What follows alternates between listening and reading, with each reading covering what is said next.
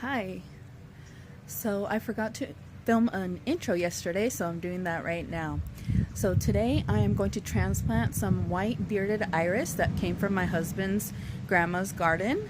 Um, I planted some foxgloves that I started from seed at the beginning of the year and I didn't get them planted. And I also did the same with some snapdragons. They just need to be pruned a little bit to encourage new growth. And then I also I transplanted some sweet alyssum that grew from last year's seed. It reseeded itself, and I needed to move it to a different location. All right, let me get into the video. I'm continuing with finding things in my garden that I can use in that other space to fill it up quickly. And here I'm going to dig out these bearded iris that I rescued from my husband's grandma's house. They were being mowed down by the yard people, the people in charge of maintaining the yard. And so I waited to see if any of them had survived, and I did notice some. So I dug them up and brought them out to my house, and I planted them right here. They actually gave me quite a bit of trouble. It took me a while to dig them out of this area, which is good. That means that their roots grew in really well.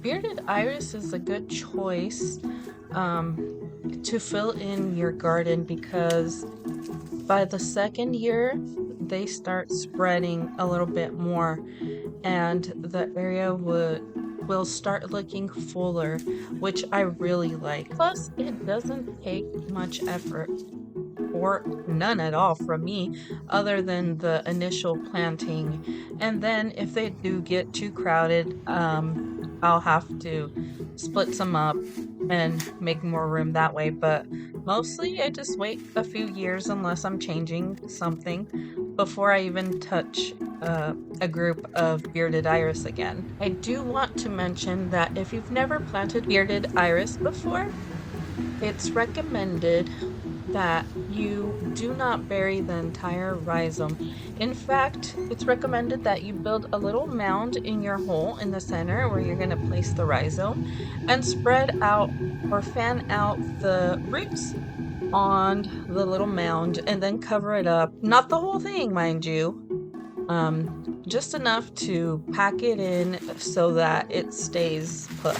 I actually learned this the hard way because I didn't know anything in the beginning about how to plant them correctly, and I just buried them up to the leaf where you can see the beginning of the leaf and you couldn't see the rhizome, and it took forever for some of them to bloom. And so I ended up doing a little bit more research and I found out that I had planted them completely wrong.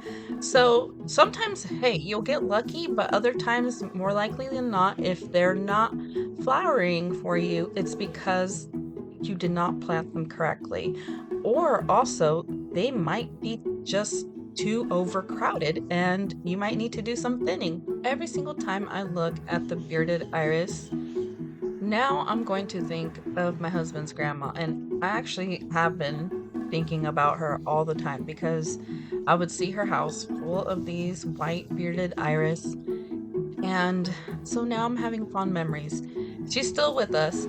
I think I'm making it sound like she isn't. She's still with us, but she had to move because she can't be on her own. I have a lot of plants in my garden that just remind me of relatives because I I received them as gifts from them, and so I just think fondly of that plant because it just has those good memories attached to it. Do you have any um plants like that in your garden?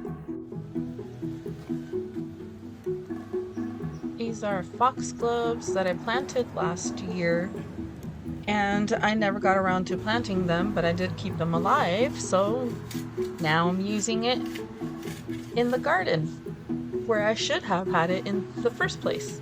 But lucky me, my procrastination ended up serving me well.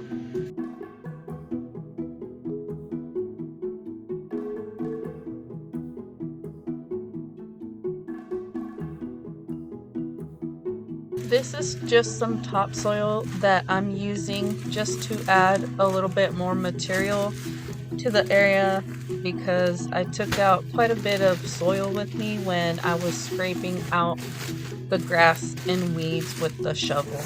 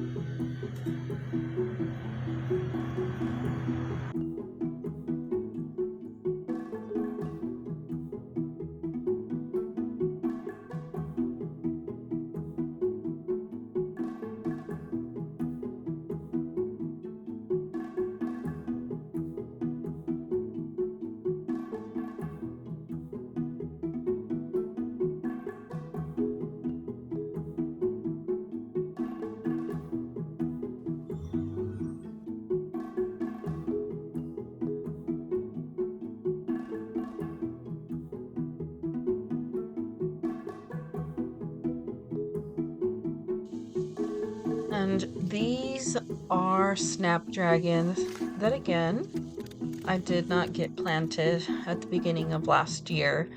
And so I'm using them. And this video is all from December, so this footage is all from December. So that's when I planted them. I cleaned them up a little bit, and then at the end, when I finished planting them, I pruned them up a little bit so it would encourage new growth. The last thing that I'm planting that I have footage of is Sweet Alyssum or Lobularia, which I took out from some pots that they started growing in and just moved them over here.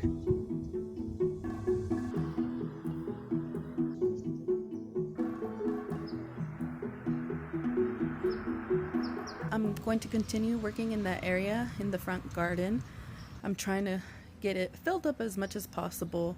I am going to continue digging out plants from other parts of my garden and transplanting. I have some columbine that I want to dig out and some different foxgloves in different areas of my garden, and maybe an echinacea or two, and a gara that I have too close to my salvia hot lips.